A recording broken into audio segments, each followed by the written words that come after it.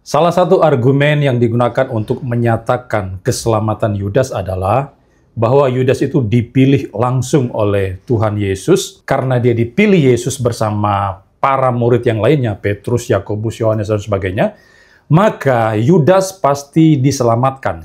Nah, benarkah Yudas dipilih untuk masuk surga? Ini poin yang akan saya jawab kali ini.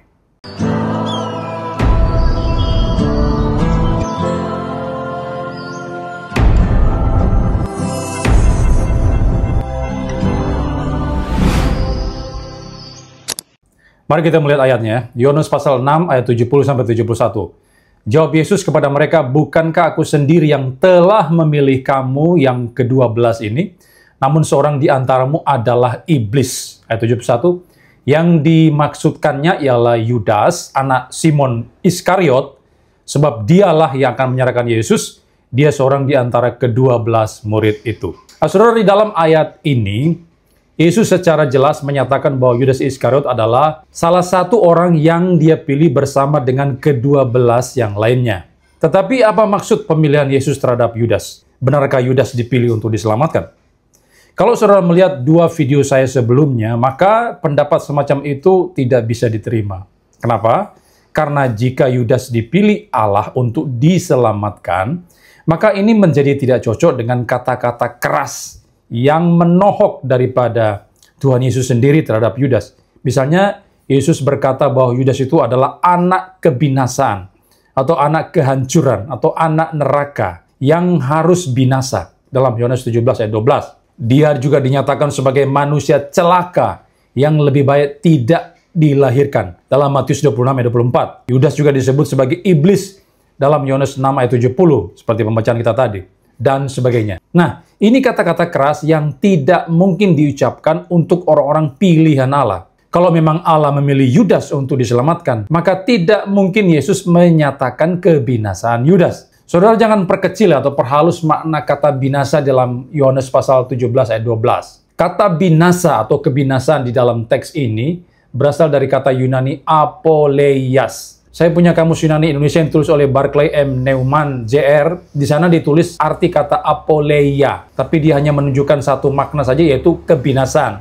Tetapi kalau saudara melihat dari seluruh kemunculan kata itu dalam Perjanjian Baru, itu selalu bermakna negatif, tidak pernah bermakna positif. Tidak pernah dalam arti yang bagus, yang baik, tidak ada. Selalu negatif, tidak baik maknanya. Misalnya, ketika kata itu muncul di dalam 2 Tesalonika 2 ayat 3, janganlah kamu memberi dirimu disesatkan orang dengan cara yang bagaimanapun juga. Sebab sebelum hari itu haruslah datang dahulu murtad dan haruslah dinyatakan dahulu manusia durhaka yang harus binasa. Kata-kata binasa atau yang harus binasa dalam teks tersebut, di dalam TB2 itu diterjemahkan orang yang harus binasa. Secara literal, itu berarti anak kebinasaan atau anak kehancuran. Dalam Yunani disebut ho huios tes apoleias. Kata-kata Yunani itu persis sama dengan yang digunakan dalam Yohanes 17 ayat yang ke-12. Sekarang, apa makna kata-kata anak kebinasaan dalam 2 Tesalonika 2 ayat 3 itu? Nah, ini kita sedang memperbandingkan ya.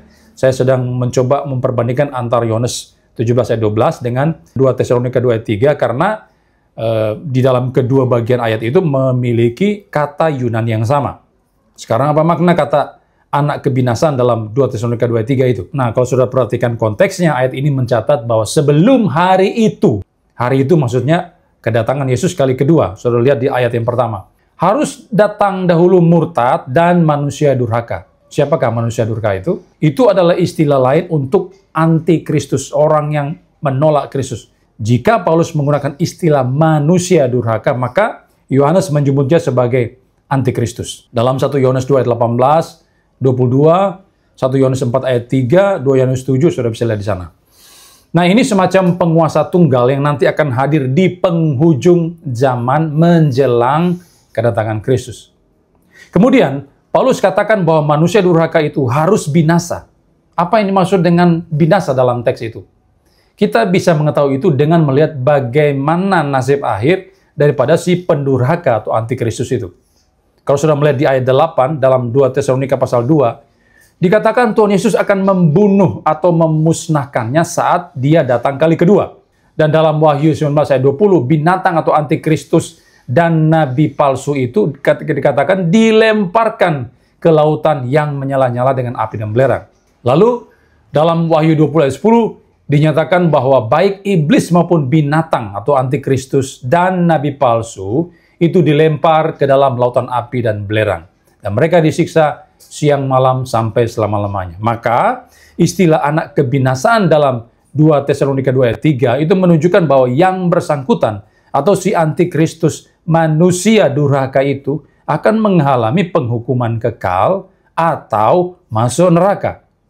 Itu pembacaan yang benar berdasarkan konteks. Nah, karena istilah anak kebinasaan dalam 2 Tesalonika 2 ayat 3 dimaksudkan bahwa orang tersebut masuk neraka, dengan demikian maka istilah yang sama, anak kebinasaan, yang juga muncul di dalam Yohanes 17 ayat 12, itu juga menunjuk pada hal yang sama. Karena mempunyai kata-kata Yunani yang persis sama. Berarti itu menunjukkan hal yang sama, yaitu bahwa Yudas yang disebut di dalam doa Yesus juga pasti masuk neraka. Dan kesimpulan itu persis cocok dengan konteks yang dibicarakan dalam Yohanes pasal yang ke-17. Dengan demikian, kalau kita memahami Yudas dipilih oleh Yesus untuk masuk surga, ini akan berkontradiksi dengan pernyataan Yesus di dalam Yohanes pasal 17 ayat 12 tadi itu. Ini kan menjadi dua hal yang bertentangan dan tidak mungkin itu dilakukan oleh Allah yang maha sempurna dan maha bijaksana. Saudara perhatikan ya, mereka yang memahami bahwa Yudas dipilih oleh Yesus dan karena itu dia masuk surga, maka orang itu sudah menjadikan Yesus menjadi seorang yang pelin-pelan dan mencela-mencela. Mereka pikir Yesus itu sama seperti saudara dan saya yang bisa berubah-ubah posisi. Tidak mungkin. Saudara-saudara itu ya, saudara pada dasarnya membuat Allah itu menjadi pelin-pelan.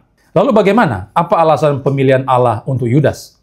Nah, kata memilih itu memiliki beberapa makna. Bisa dia itu dipilih sebagai raja, atau dipilih untuk diselamatkan, bisa. Bisa juga dipilih sebagai rasul, atau sebagai murid, dan sebagainya. Contoh, ketika Tuhan memilih Saul, dia diurapi oleh Nabi Samuel, dan sebagainya. Dan di sana dia dipilih bukan untuk diselamatkan, tetapi sebaliknya, dia seorang yang direprobasi. Nah, ini topik lain yang juga menjadi kontroversial di dalam para teolog, berbeda pendapat tentang hal itu ya. Ini terkait dengan predestinasi. Karena ada orang yang mengajarkan predestinasi yang tunggal, lalu juga ada teolog-teolog lain yang mengajarkan predestinasi ganda ya, double predestination. Nah, jika kita melihat dalam 1 Samuel 31 ayat 3-6, di sana Saul mati bunuh diri. Tapi dalam 1 Tawarik 10 ayat 13-14, dikatakan Tuhanlah yang membunuh dia dan menyerahkan jabatan raja kepada Daud. Nah, ini menunjukkan rencana Allah terhadap Saul, dan jelas Saul tidak selamat. Jadi pemilihan terhadap Saul itu berhubungan dengan posisinya sebagai raja. Dia diurapi untuk menjadi raja, bukan untuk masuk surga. Contoh lain, tentang pemilihan terhadap Israel. Israel itu dipilih juga bukan untuk diselamatkan secara bangsa ya, bahwa semua orang Yahudi nanti akan masuk surga. Tidak demikian. Tetapi Israel dipilih untuk menurunkan Mesias, di mana Yesus akan lahir di sana, dan kabar keselamatan, kabar sukacita boleh tersebar dari Yerusalem, Yudea, Samaria, dan sampai ke ujung bumi. Nah, demikian pula dengan pemilihan Yudas. Yudas dipilih, tapi dia dipilih itu bukan untuk diselamatkan. Lalu sebagai apa? Dia dipilih untuk menjadi murid Yesus, atau dipilih sebagai rasul. Saudara sudah baca tadi ayatnya dalam Yohanes 6 ayat 70-71. Itu adalah alasan pertama. Yudas dipilih untuk dijadikan murid oleh Yesus, dipilih untuk menjadi rasul. Tapi ada alasan yang kedua. Yang kedua, Yudas itu dipilih untuk menggenapi nubuatan di dalam Mazmur 41 ayat 10. Dalam Mazmur itu, Daud sedang membicarakan pengkhianatan Ahitofel ya, penasihat Daud. Saudara bisa bandingkan dengan 2 Samuel 15 ayat 12. Teks itu kemudian diterapkan untuk Yudas. Dalam Yohanes 13 ayat 18 dikatakan, bukan tentang kamu semua aku berkata, aku tahu siapa yang telah kupilih.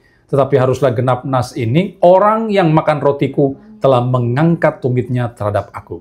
Jadi, Kristus melihat ini sebagai tipe dari pengkhianatan Yudas terhadap dirinya. Maka pengkhianatan Yudas itu sudah ada di dalam rencana Allah, dan itu untuk menggenapi rencana Allah yang lain tentang penebusan umat manusia oleh Yesus Kristus. Itulah sebabnya mengapa Yudas itu kemudian dipilih. Jadi ada dua hal ya, kenapa Yudas dipilih. Pertama, dia dipilih untuk menjadi rasul atau murid, tapi yang kedua dia dipilih untuk menggenapi nubuatan yang ada di dalam Mazmur pasal 41 ayat yang ke-10.